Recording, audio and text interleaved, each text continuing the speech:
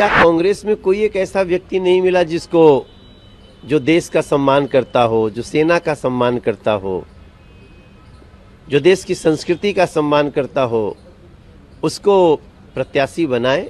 जो भी आएगा हमारे क्षेत्र में तो 14,600 करोड़ का काम तो देखेगा ही। ये बात तो उनके ऊपर भी लागू होता है। बहुत सारे ऐसे लोग हैं जो कांग्रेस पार्टी में चुनाव हार गए थे और अभी जो है पलक पावरे बिछा करके जो है रेड कारपेट बिछा करके उनका भाजपा में स्वागत किया जा रहा है। हम यही कहते हैं कि आपकी बात में ना एक सच्चाई होनी चाहिए, एक ईमानदारी होना चाहिए।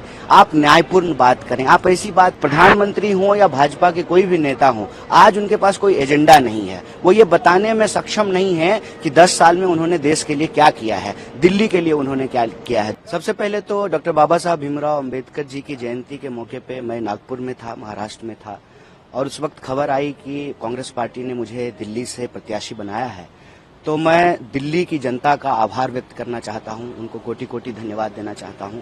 मैं आभार व्यक्त करना चाहता हूं दिल्ली प्रदेश कांग्रेस कमेटी के हमारे सभी कार्यकर्ताओं का, सभी नेताओं का, सभी पूर्व विधायकों का, सांसदों का, मंत्रियों का, कि उन्होंने ये फैसला लिया है। इससे एक जो है मैसेज जाएगा देश में कि हम मजबूती से जो है लोकसभा चुनाव लड़ रहे हैं। और इसी मौके पे हम धन्यवाद देना चाहते हैं हमारे कांग्रेस पार्टी के शीर्ष नेतृत्व का कि उन्होंने मुझे योग्य समझा है। दिल्ली की जो देश की राजधानी है वहां से प्रत्याशी के तौर पे खड़ा करने का फैसला उन्होंने लिया है, उम्मीदवार बनाने का। निश्चित तौर पे जो है हम उनकी उम्मीदों पर खरा उतरने की कोशिश करेंगे।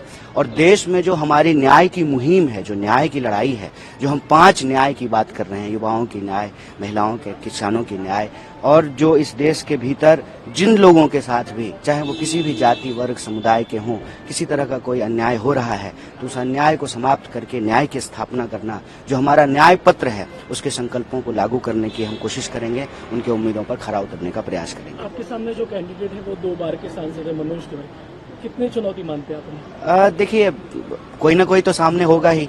जब चुनाव हो रहा है, इट्स लाइक कि जब कोई टूर्नामेंट होता है, कोई गेम होता है तो 2 टीम होती है, तो कोई ना कोई तो सामने होता ही। मेरे ख्याल से व्यक्ति महत्वपूर्ण नहीं होता है, विचार महत्वपूर्ण होता है, मुद्दा महत्वपूर्ण होता है। 10 साल से वो सांसद हैं तो वो बताएं नॉर्थ ईस्ट की जनता को, नॉर्थ ईस्ट दिल्ली की जनता को, कि 10 साल में उन्होंने क्या किया है। और जनता तय करेगी कि जो वो कह रहे हैं अगर वो सच है, उन्होंने जो काम किया है, तो उनको अपना समर्थन और आशीर्वाद देगी। मुझे लगता है कि दिल्ली में भाजपा जो है कोई काम नहीं करती है, सिर्फ और सिर्फ जो इंडिया ब्लॉक की पार्टियां हैं उनको परेशान करना, तंग करना। जैसा कि आप जानते हैं कि दिल्ली के चुने हुए मुख्यमंत्री को बिला वजह जो है जेल में डाल दिया गया है, कई मंत्रियों को जेल में डाल दिया गया है।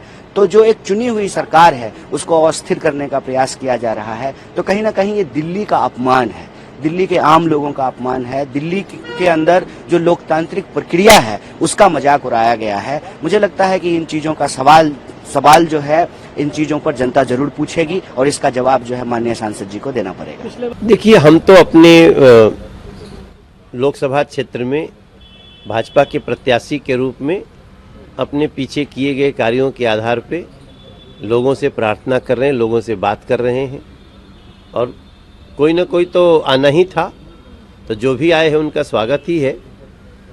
लेकिन कांग्रेस की सोच ये जरूर लोगों को अचंभित कर दी है कि क्या कांग्रेस में कोई एक ऐसा व्यक्ति नहीं मिला जिसको जो देश का सम्मान करता हो, जो सेना का सम्मान करता हो, जो देश की संस्कृति का सम्मान करता हो, उसको प्रत्याशी बनाए। तो मुझे लगता है कि दिल्ली की जनता कांग्रेस का और इसके गठबंधन का परिचय पा चुकी है। इनके शीर्ष नेतृत्व के बारे में पर्दाफाश हो चुका है, और बाकी जो भी आएगा हमारे क्षेत्र में तो 14,600 करोड़ का काम तो देखेगा ही। तो इसी बहाने उसको कैसे पहली बार मेट्रो आती है, कैसे पहली बार रेलवे स्टेशन बनता है, कैसे पहली बार एलिवेटेड रोड बनता है, कैसे पहली बार नदी पे पुल बनता है, ये सारा कुछ तो देखेगा ही।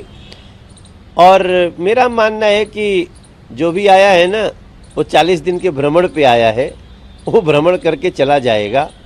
हम कल भी सेवा में थे, आज भी सेवा में हैं, कल भी सेवा में रखेंगे लोग, ऐसा मेरा विश्वास है। जी, हमने देखा था कि नहीं, निश्चित रूप से हमारा जो कार्य है पहले तो हमें वो बताना है, बाकी जनता को कुछ बताना नहीं पड़ता है, उसको सब पता होता है।